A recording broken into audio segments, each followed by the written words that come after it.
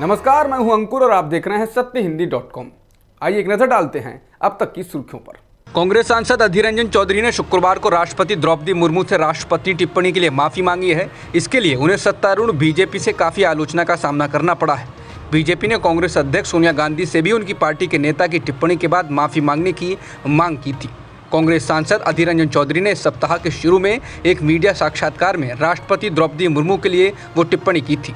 चौधरी ने एक पत्र में लिखा है, मैं उस पद के लिए जिस पर आप आसीन हैं का वर्णन करने के लिए गलती से गलत शब्द का इस्तेमाल करने पर खेद व्यक्त करने के लिए लिख रहा हूं। मैं आपको विश्वास दिलाता हूं, ये जुबान से फिसल गया था। मैं माफ़ी मांगता हूं और आपसे इसे स्वीकार करने का अनुरोध करता हूं। बता दें, इससे पहले गुरुवार को संसद के दोनों सदनों में कांग्रेस नेता अधीर रंजन चौधरी के बयान को लेकर ज़बरदस्त शोरगुल हुआ और दोनों सदनों को स्थगित करना पड़ा था। महाराष्ट्र के राज्यपाल भगत सिंह कोश्यारी के महाराष्ट्र को लेकर दिए गए बयान के बाद विवाद हो गया है। मुंबई के अंधेरी इलाके में एक चौक के नामकरण समारोह में बोलते हुए राज्यपाल कोश्यारी ने कहा कि कभी कभी मैं यहाँ लोगों से कहता हूँ कि महाराष्ट्र में विशेषकर मुंबई और ठाणे से गुजरातियों को निकाल दो और राजस्थानियों को निकाल दो तो तुम्हारे यहाँ कोई पैसा बचेगा ही नहीं। ये राजधानी जो कहलाती है आर्थिक राजधानी, ये आर्थिक राजधानी कहलाएगी ही नहीं।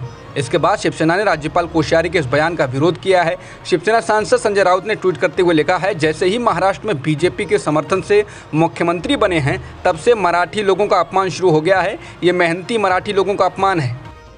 शिवसेना नेता उद्धव ठाकरे को शुक्रवार को एक और झटका लगा है। उद्धव के भतीजे नेहा ठाकरे ने पार्टी के बागी खेमे के नेता और महाराष्ट्र के मुख्यमंत्री एकनाथ शिंदे से मुलाकात की।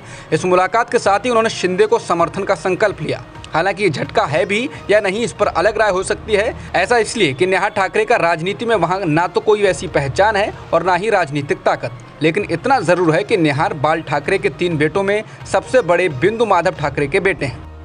मध्य प्रदेश की राजधानी भोपाल में बीटेक स्टूडेंट की संदेहास्पद मौत की गुत्थी सुलझा ली गई है। तमाम प्रमाणों के बाद एसआईटी ने मौत की वजह आत्महत्या को माना है। बता दें, भोपाल से लगे नर्मदापुरम जिले की सिवनी मालवा के मूल निवासी निशांक राठौर की बीते रविवार को रायसेन जिले के बरखेड़ा चौकी रेलवे ट्रैक पर क्षत विक्षत लाश मिली थी। भोपाल के एक प्राइवेट कॉलेज में पढ़ रहे एवं भोपाल में ही रह रहे निशांक का राजधानी से 48 किलोमीटर दूर रेलवे ट्रैक पर शव मिलने का ये मामला सनसनीखेज और संदेहास्पद बन गया था, क्योंकि उनके पिता उमाशंकर रघुवंशी ने खुलासा किया था कि धार्मिक उन्माद वाले 3 व्हाट्सएप संदेश निशांक की मौत वाली शाम को उन्हें भेजे गए। उमाशंकर रघुवंशी को बेटे निशांक के फोन से जो 3 संदेश भेजे गए थे उनमें कहा गया था, नबी से गुस्ताखी नहीं, राठौर साहब बहुत बहादुर था आपका बेटा, और गुस्ताख नबी की एक सजा सिरतन से जुदा।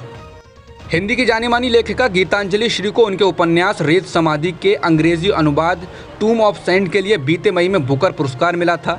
इस उपलब्धि पर गीतांजलि श्री के सम्मान में आगरा में शनिवार को एक कार्यक्रम रखा गया था, लेकिन एक शख्स के द्वारा इसके खिलाफ पुलिस में शिकायत किए जाने के बाद इस कार्यक्रम को रद्द कर दिया गया। आगरा के 2 सांस्कृतिक संगठनों रंगलीला और आगरा थिएटर क्लब ने गीतांजलि श्री के सम्मान में इस कार्यक्रम को रखा था। रंगलीला से जुड़े अनिल शुक्ला और आगरा थिएटर क्लब से जुड़े हरविजय ने कार्यक्रम रद्द होने के बाद कहा कि लोगों में इस कार्यक्रम को लेकर बेहद उत्साह था। उन्होंने बताया कि गीतांजलि श्री आगरा के नज़दीक मैनपुरी में पैदा हुई थी और उनके जन्म के वक्त उनके पिता आगरा डिवीजन में आईएएस ऑफिसर थे। उन्होंने बताया कि गीतांजलि श्री ने उत्तर प्रदेश के अलग अलग जिलों में पढ़ाई की है और उनके कार्यक्रम को रद्द किया जाना बेहद दुखद है।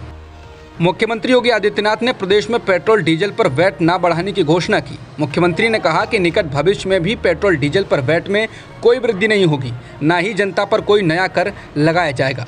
शुक्रवार को मुख्यमंत्री आवास पर राज्य कर विभाग के अधिकारियों के साथ राजस्व संग्रह की समीक्षा बैठक में मुख्यमंत्री ने वर्तमान वित्तीय वर्ष में 1.50 लाख करोड़ रुपए के जीएसटी और वैट संग्रह लक्ष्य को पूरा करने के साथ जीएसटी पंजीकृत व्यापारियों की संख्या में 26 से बढ़ाकर 30 लाख करने के निर्देश दिए। उत्तराखंड बीजेपी के नए प्रदेश अध्यक्ष के नाम का ऐलान हो गया है। राज्य के पार्टी अध्यक्ष मदन कौशिक को उनके पद से हटा दिया गया है। अब उनकी जगह महेंद्र भट्ट को उत्तराखंड भाजपा अध्यक्ष बनाया गया है। महेंद्र भट्ट बद्रीनाथ विधानसभा सीट से चुनाव हार गए थे। हालांकि 50 वर्षीय भट्ट नंदप्रयाग विधानसभा सीट से विधायक रह चुके हैं। दिल्ली में बुधवार को भाजपा के पूर्व विधायक महेंद्र भट्ट की पार्टी के राष्ट्रीय अध्यक्ष जेपी नड्डा से मुलाकात हुई थी। इसके बाद से ही अटकलें लगाई जा रही थी कि पार्टी नया प्रदेश अध्यक्ष चुनने वाली है। अब तक की खबरों में इतना ही। बाकी खबरों के लिए बने रहिए सत्यहिंदी.com के साथ।